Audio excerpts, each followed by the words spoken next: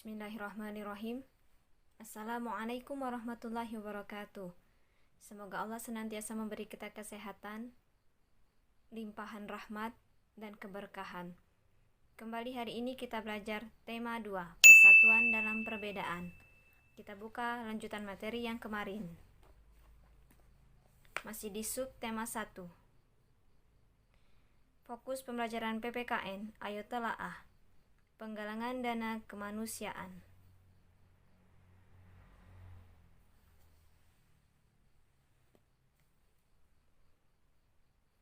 Penggalangan dana kemanusiaan.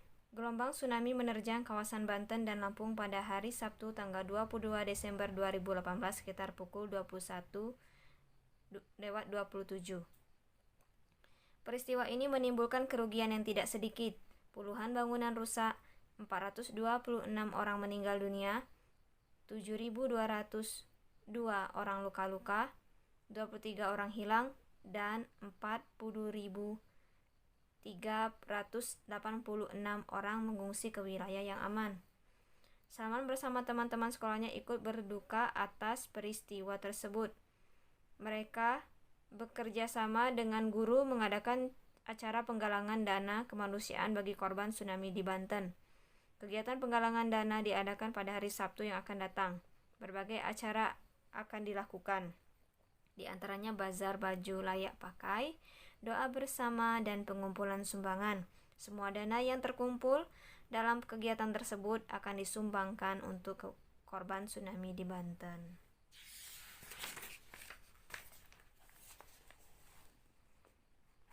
Kita ke halaman selanjutnya. Mari baca teks berikut ini. Hidup rukun adalah hidup yang saling menghormati, menghargai, dan menyayangi di antara sesama manusia. Hidup rukun dilakukan di mana saja, baik di rumah, di sekolah, maupun di masyarakat. Manfaat hidup rukun di antaranya adalah terciptanya keharmonisan, ketenangan hidup, perdamaian, kemakmuran, komunikasi yang baik, saling menolong, dan memperluas pergaulan. Contoh hidup rukun di antaranya bermain dengan baik, saling berbagi, kerja bakti, dan membantu tetangga teman yang terkena musibah. Ayo rumuskan. Kita akan mengisinya bersama-sama. Tuliskan contoh perilaku hidup rukun dalam tabel di bawah ini. Perilaku hidup rukun. Yang pertama yaitu di sekolah. Di sekolah yaitu adalah menghargai teman. Misalkan contoh hidup rukun yang di rumah. Yang di rumah adalah menyayangi adik dan menghormati orang tua. Di masyarakat, seperti yang di atas tadi, banyak ya kalau di masyarakat membantu tetangga, membantu teman yang terkena musibah, melakukan kerja bakti, dan saling berbagi. Sekarang di duniawi. Memiliki banyak teman dan terjaga kerukunannya tentu sangat membahagiakan. Memiliki teman adalah sebuah kebutuhan. Merekalah yang akan selalu siap menemani, mendukung, dan memotivasimu ketika dibutuhkan. Agar memiliki banyak teman, diperlukan sikap positif. Kita ke nilai ukhrawi. Islam adalah agama yang damai dan mencintai kedamaian. Islam membimbing umatnya untuk selalu mampu menjaga kerukunan. Kita semua bersaudara tanpa memandang perbedaan. Hal ini dikemukakan dalam Al-Quran surat Al-Hujurat ayat 10 yang artinya Bismillahirrahmanirrahim. Sesungguhnya orang-orang mukmin itu bersaudara. Karena itu damaikanlah di antara kedua saudaramu yang berselisih. Dan bertawakallah kepada Allah agar kamu mendapat rahmat. Mari kita selalu menjaga kerukunan dalam berteman dan bermasyarakat. Kita ke halaman selanjutnya, halaman 23. Fokus pembelajaran SBDP. Kita akan membahas tentang pola lantai pada tarian. Pola lantai pada tarian terbagi menjadi 2, yaitu garis lurus dan garis lengkung. Garis lurus memberikan kesan sederhana tapi kuat, sedangkan garis lengkung memberikan kesan lembut tetapi lemah.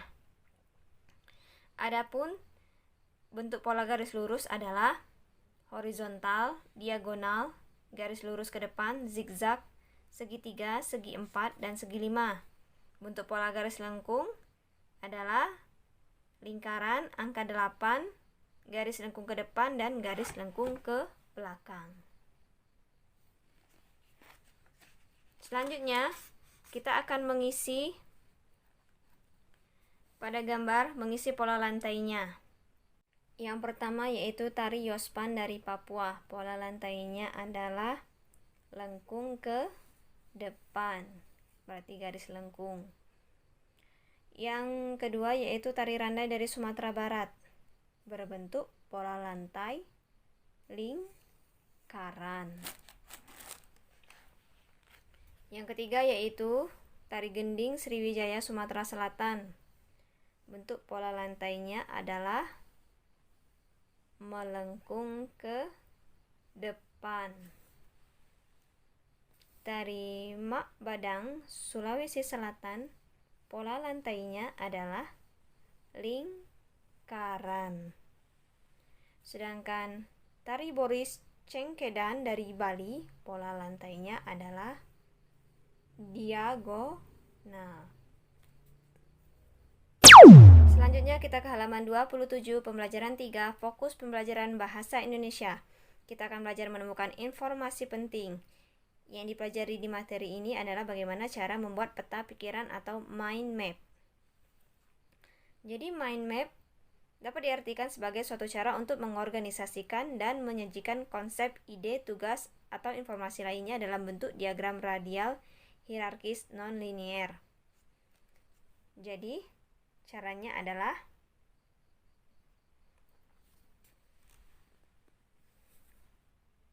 satu,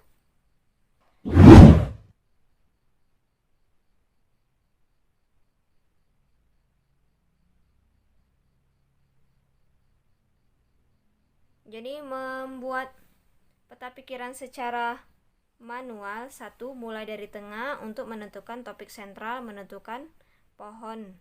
Dibuat dalam kertas kosong bentuk landscape, disertai gambar berwarna. 2. Tentukan topik utama atau menentukan cabang sebagai bagian penting dari topik sentral. 3. Tentukan subtopik sebagai ranting yang diambil dari topik utama. 4. Secara kreatif, gunakan gambar, simbol, kode, dan dimensi seluruh peta pikiran Anda. 5. Sedapat mungkin gunakan kata kunci tunggal, maksimal 2 kata dengan huruf kapital atau huruf kecil. 6. Gunakan garis lengkung untuk menghubungkan topik sentral dengan topik utama dan subtopik. Untuk stimulasi visual, gunakan warna dan ketebalan yang berbeda untuk masing-masing alur hubungan. 7. Kembangkan peta pikiran sesuai gaya Anda sendiri. 8. Untuk memahami suatu teks, Anda terlebih dahulu harus membaca teks tersebut untuk memperoleh gambaran mental atau mental image yang menyeluruh dan bermakna. Selanjutnya, fokus pembelajaran IPS di halaman 31.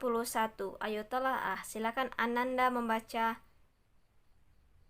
bacaan merobek bendera Belanda di Hotel Yamato. Bacalah secara saksama dan teliti selama beberapa menit ke depan.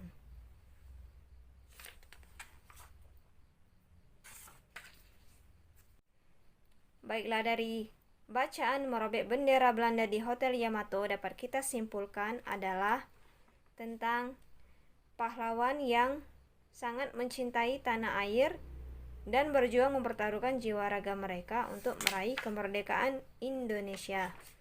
Ta'ala. Pada nilai ukhrawi, bersyukur atas karunia kemerdekaan yang Allah Subhanahu wa Ta'ala berikan merupakan bagian dari penerapan makna proklamasi kemerdekaan. Dengan bersyukur, Allah Subhanahu wa Ta'ala akan menambah terus nikmatnya. Hal ini sesuai dengan firman-Nya yang artinya Bismillahirrahmanirrahim. Sesungguhnya jika kamu bersyukur, niscaya aku akan menambah nikmat kepadamu. Tetapi jika kamu mengingkari nikmatku, maka pasti azabku sangat berat. Quran Surat Ibrahim ayat 7. Semoga dengan banyak bersyukur, Allah Subhanahu wa Ta'ala akan menjadikan bangsa Indonesia sebagai bangsa yang maju, sejahtera, dan tetap dalam lindungannya. Ayo perbanyak bersyukur kepada Allah Subhanahu wa Ta'ala. Selanjutnya halaman 34 dan 35. Fokus pembelajaran IPA. Ayo telaah. Silakan Ananda membaca beberapa menit ke depan tentang bacaan ini. Mohon dipahami dan diteliti dan baca berulang-ulang kali.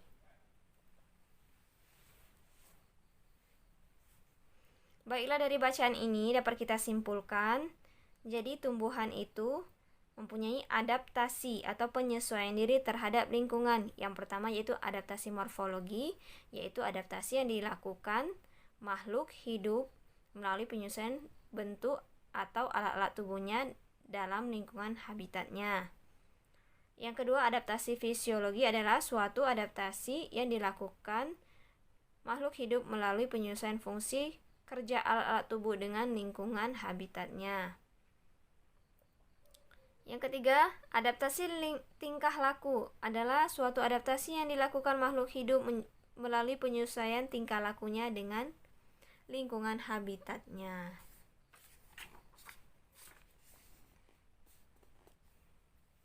Kita ke nilai duniawi. Dengan kemampuan beradaptasi, tumbuhan dapat bertahan hidup di suatu lingkungan sekalipun lingkungan tersebut memiliki kondisi ekstrim, seperti di padang pasir yang sangat terik atau di tempat yang sangat basah atau berair. Dalam pertemanan dan hidup bermasyarakat, kita pun harus memiliki kemampuan beradaptasi yang baik. Adanya perbedaan karakter, budaya, dan latar belakang keluarga mengharuskan kita saling menyesuaikan diri, saling bertenggang rasa, dan saling menghormati. Dengan demikian tercipta hubungan pertemanan dan kemasyarakatan yang kondusif dan harmonis satu sama lain. Hal ini disebut dengan adaptasi budaya. Sikap egois akan menyebabkan kita sulit menjalin hubungan pertemanan. Sebaliknya, sikap saling menghargai akan memberi rasa nyaman pada sesama. Dinilai ukhrawinya,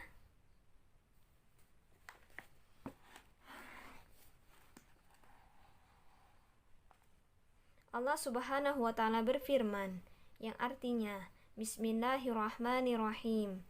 Wahai orang-orang yang beriman, masuklah ke dalam Islam secara keseluruhan. Janganlah kamu ikuti langkah-langkah setan. Sungguh ia musuh yang nyata bagimu. Quran Surat Al-Baqarah ayat 208.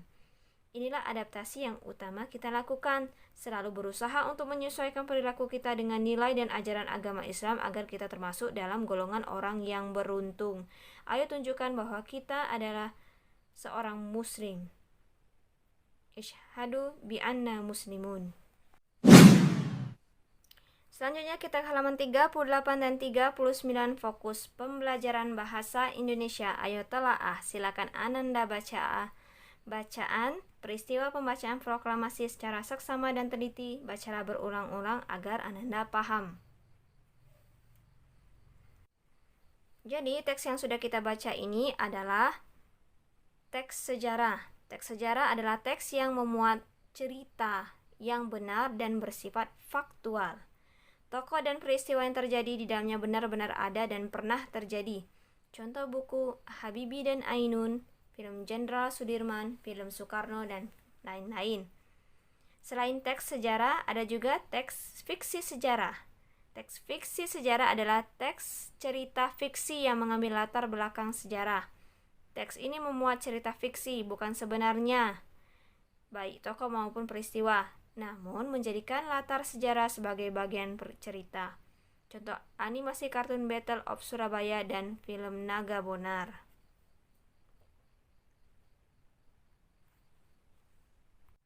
Dari bacaan teks sejarah dan teks fiksi sejarah, kita menemukan nilai ukhrawi. Allah Subhanahu wa Ta'ala berfirman, Bismillahirrahmanirrahim. Artinya, hai orang-orang yang beriman, jika datang kepadamu orang fasik membawa suatu berita, maka periksalah dengan teliti, agar kamu tidak menimpakan sesuatu musibah kepada suatu kaum tanpa mengetahui keadaannya, yang menyebabkan kamu menyesal atas perbuatanmu itu. Quran Surat Al-Hujurat ayat 6. Mengkritisi kebenaran suatu informasi atau berita di era digital sekarang ini sangat penting. Semoga Ananda mengerti tentang penjelasan Ustazah. Semoga Allah perluas ilmu pengetahuan dan daya tangkapnya. Ustazah akhiri dengan lafaz Alhamdulillahirrabbilalamin. Assalamualaikum warahmatullahi wabarakatuh.